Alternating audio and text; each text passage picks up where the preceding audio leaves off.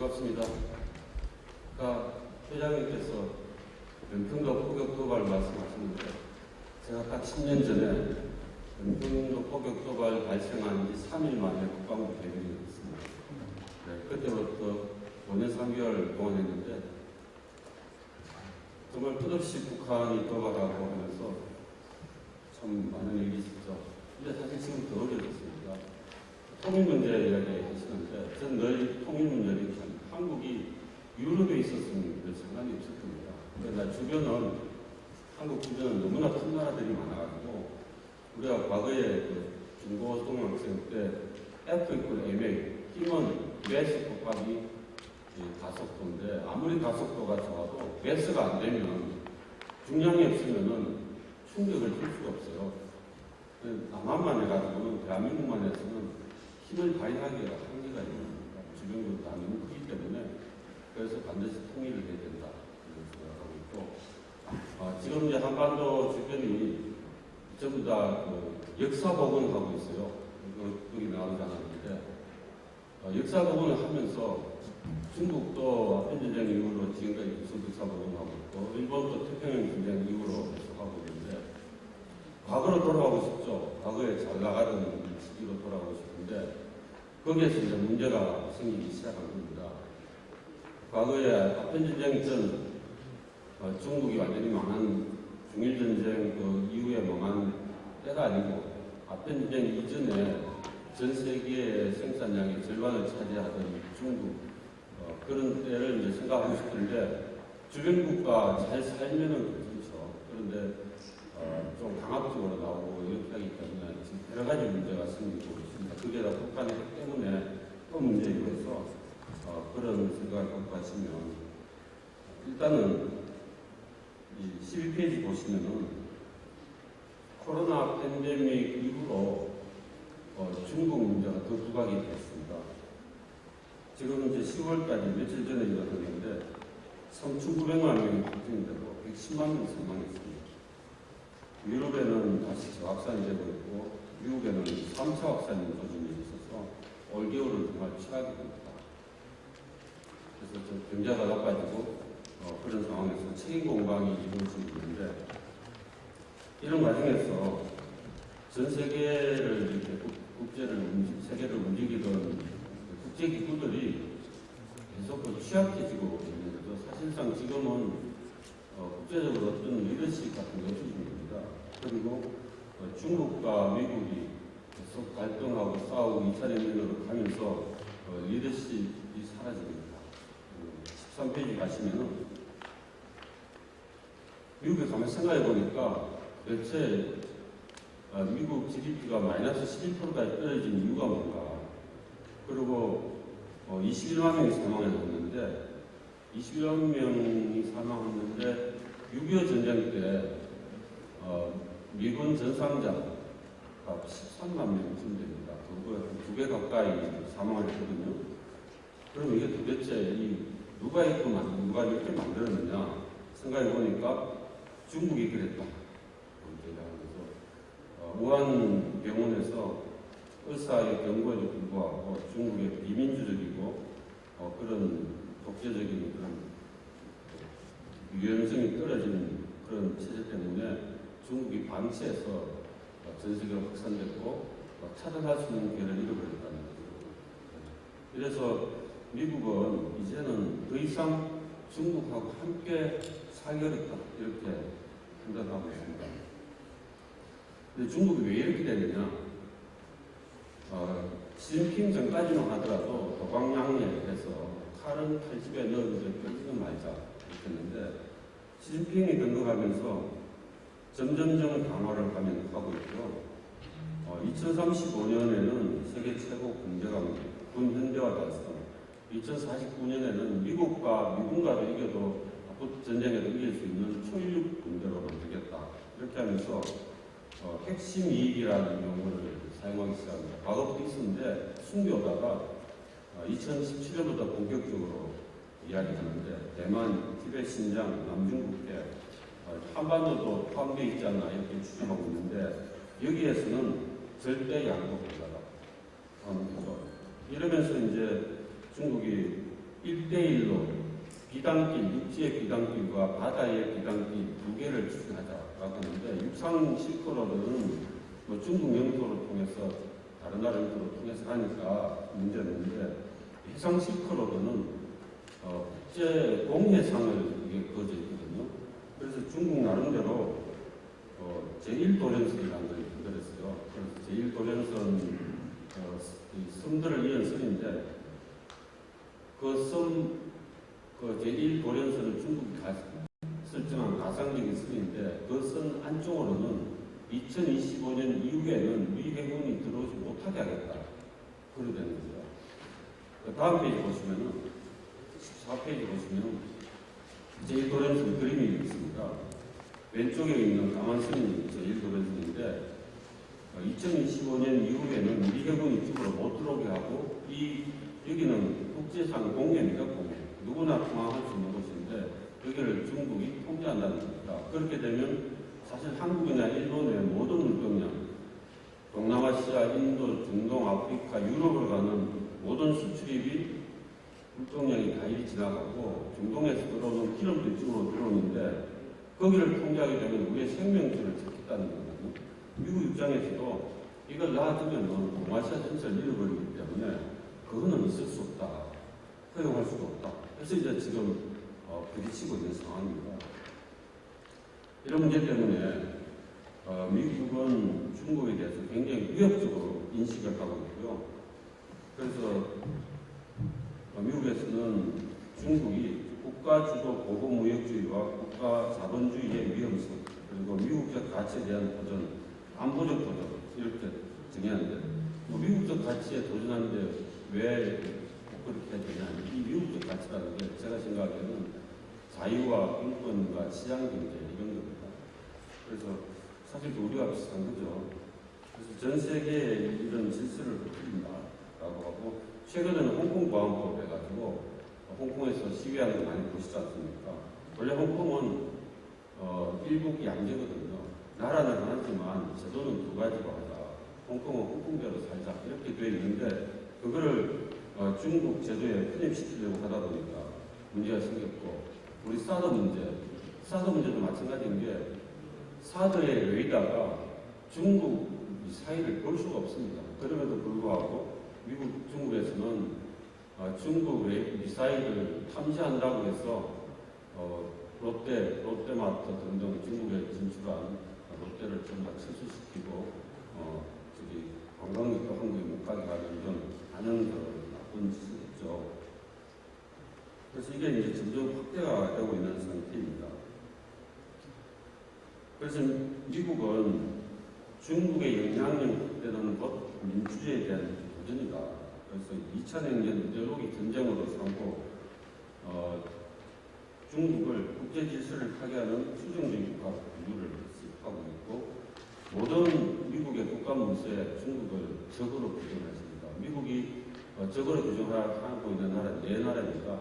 중국, 러시아, 북한, 이란, 그리고 ISO 같은 테러리스트가 그렇게 정하고 있습니다. 그래서 2차 냉전으로 심화되는 이중 전략 경쟁이 점점 이제 심화되고 있고, 미국은 중국을 세계 가치 사슬에서 말하자면 공급 사슬, 그래서 제외하려고 하고 있고, 그런 일환에서 과정에서 중국 최대 IT 기업인 화웨이를 퇴출시키고 반도체 공급을 중단시키는 그런 의미를 했죠. 그런데 화웨이를 중국의 멀쩡한 이 IT 기업을 왜 퇴출시키냐는 것에서, 또 유럽 나토 국가들로 하여금 화웨이 제품을 쓰지 말라, 한국에도 LG U+에 쓰고 있는데 쓰지 말라, 이렇게 요구하는 이유가 있습니다. 지금 이제 앞으로 모든 전쟁은 통신 시스템과 연결되어 있습니다. 앞으로는 인공지능 로봇 전투가 되고, 거기에는 다 통신 네트워크가 다 연결되어 있는데, 화웨이 제품이 들어가 있으면 거기에 이 바이러스, 컴퓨터 바이러스 같은 걸 넣어가지고 필요한 조건이 될 때 작동시킬 수가 있어요. 그러게 되면 어떻게 됐습니까? 그 바이러스가 분해 장비에 침투해가지고 모든 걸 다 마비시킬 수가 있어요. 그리고 필요한 정보를 빼내겠죠. 백도어를 만들어서 이거는 안보적 위협이니까 쓰지 말아달라는 거죠. 사실 그래서 우리 국방부는 쓰지 않고 있는데 일반 민간인이 쓰고 있죠. 그리고 틱톡도 이제 미국에서 퇴출시키려고 하고 있는데 틱톡은 이제 많이 하는 SNS 하는 앱인데 중국의 앱인데 이 틱톡의 서버가 중국에 있습니다. 미국 국민의 수천만 명이 이걸 쓰는데 미국 국민의 사생활이 다 중국 서버에 저장이 되어 있다고 보면 됩니다. 이거는 미국에 대한 빅데이터를 확보하는 되지만 미국 국민 사생활을 위협할 수도 있습니다. 상황이 되면. 그래서 이걸 퇴출시켰다.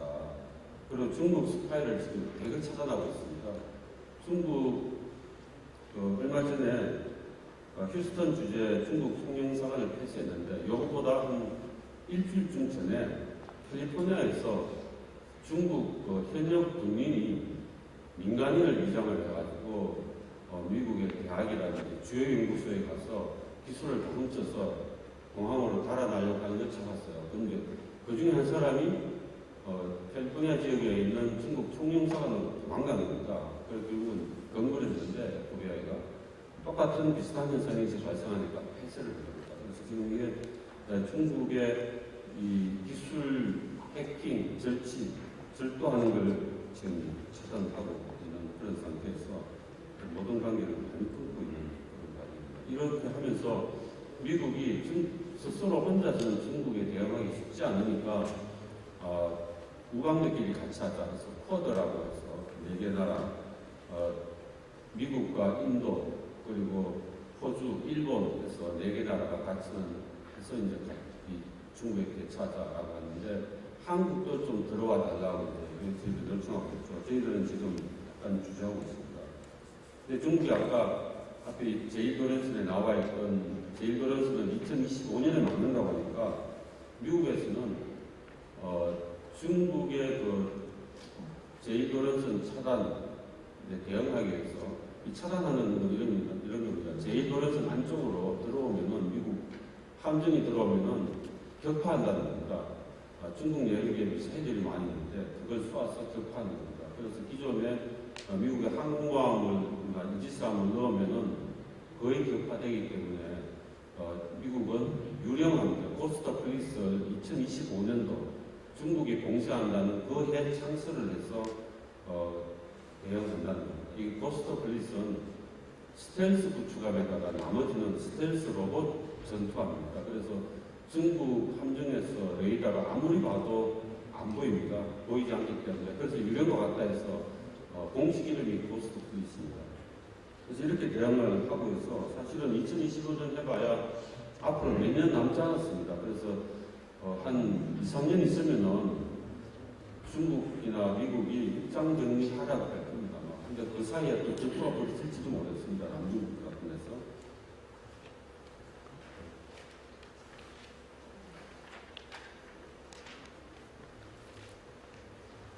이런 과정에서 우리 한미동맹은 상당히 불안해지고 있습니다. 미국은 이 쿼드, 미국은 일본, 인도, 호주 어떤 거 함께하는 쿼드 연대에 한국 들어오라고 하는데 우리는 참여를 유보하고 있거든요. 중국 눈치를 봐서. 그런데 계속 이제 미국과 중국의 경쟁이 첨예하다면 우리는 어디로 가야 될 것인가? 자유민주주의 국가들과 함께 살아야 될 것인지 아니면 공산주의 국가들하고 살아야 될 것인지 결정을 해야 되는 상황입니다. 그런데 우리 정부에서는 2020년까지 이런 상황에서 전시작전 통제권을 전환하겠다라고 이제 지금 대통령께서 속도를 상당히 내고 있고 그렇게 되면 전작권의 전환이 되면 연합사령관의 사령관은 지금은 미군이지만 한국군 대장이 사령관이 됩니다. 그렇게 되는데 이런 문제가 있는데 지금 이제 그 전환하는 과정에서 세 단계를 거칩니다. IOC라고 초기 작전 능력, 그다음에 FOC라고 최종 작전 능력, 그다음에 나머지 세 번째는 FMC라고 해서 최종 임무 수행 능력 이 세 가지 단계가 있는데 첫 단계 IOC를 했었습니다. 그래서 빨리 대통령께서는 FOC를 하라고 하는데 미국에서는 약간 난감하다. 왜냐하면 이 전시작전 통제권 전환하는 세 가지 조건이 있는데 그 세 가지 조건 다 이제 충족되지 못했다. 이 IOC, FOC, FMC 하는 것은 그 조건들 중에 일부다라는 게 주한미군 사령관이나 미국의 입장입니다. 그래서 지금 상당히 지금 갈등입니다. 근데 문제가 있는 게 북한이 핵무기를 갖고 있기 때문에 핵무기 대응을 하는데 연합사령관은 한국군뿐만 아니라 미군이 갖고 있는 온갖 무기 체계, 군사력을 동원을 해야 하거든요. 근데 그 중에서는 미국의 핵무기도 있습니다. 북한이 핵으로 공격을 하면은 미국은 한국에 해구선을 제공합니다.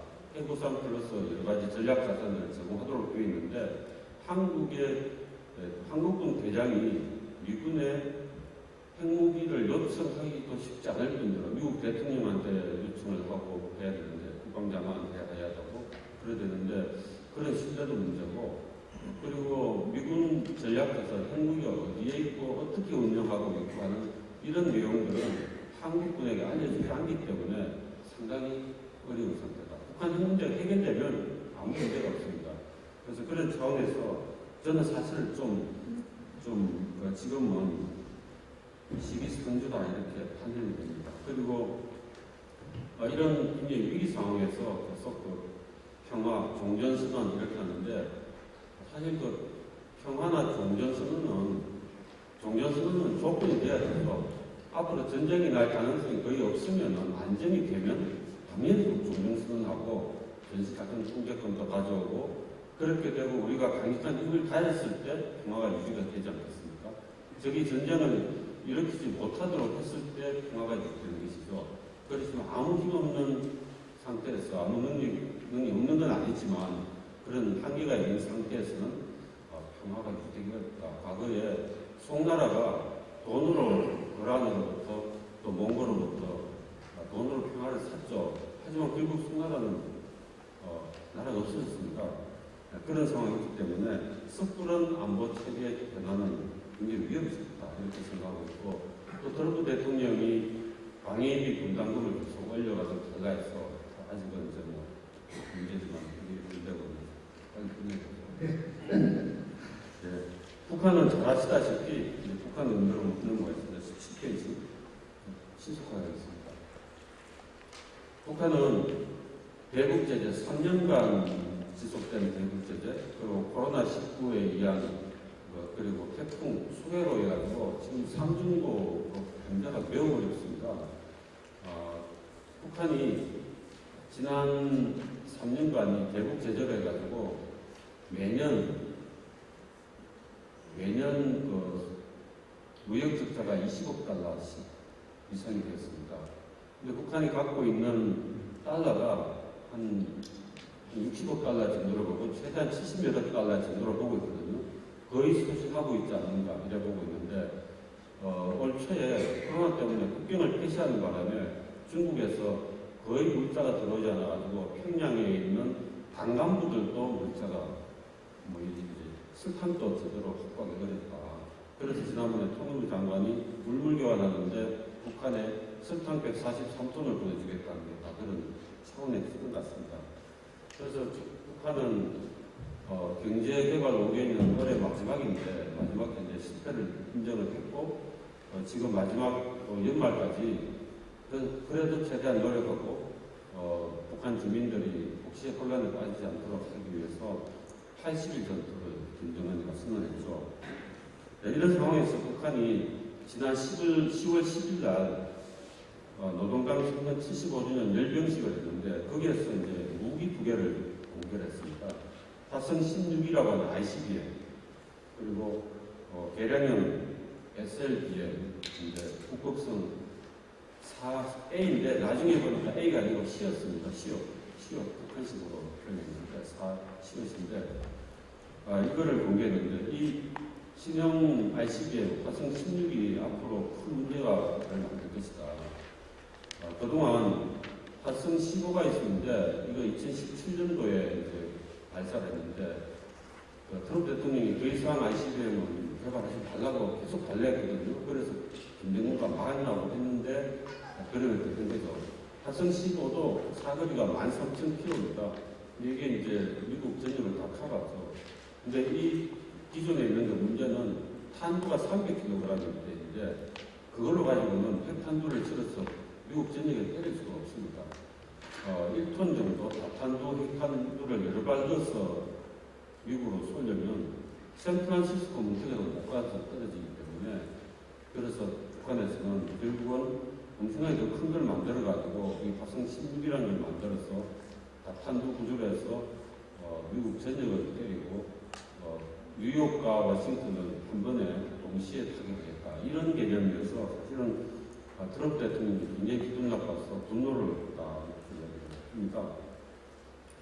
근데 이제 앞으로 문제는 뭐냐면 북한은 19페이지 보시면은 3단계에 걸쳐서 핵무장을 한다고 봅니다. 실제는 현재 30에서 60발 정도 CIA 추정으로 갖고 있다고 보고 있고 매년 10발씩 생산하고 있는데 이게 지금 현실이고 2단계는 뉴욕 정도 북쪽 미국 동부를 충분히 타격할 수 있는 ICBM을 만들어서 증명하고 이걸 갖는 것이고 그래서 미국을 협박할 수 있고 마지막으로는 한 100발쯤 가지면은 북한이 1차적으로 핵무기를 쓰고 미국한테 두들겨 맞고 그러고도 남은 핵무기를 가지고 북한이 2차 타격을 하게 되는 그런 정도 능력을 가지면 핵무기 흡체가 안 됩니다. 이제 그런 능력을 갖겠다는 게 북한의 목표인 것 같고 결과적으로 그렇게 될 가능성이 큽니다. 근데 여기서 이제 우리의 문제가 뭐냐 하면 쭉 넘어가서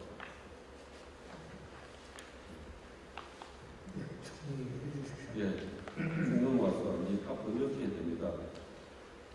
북한이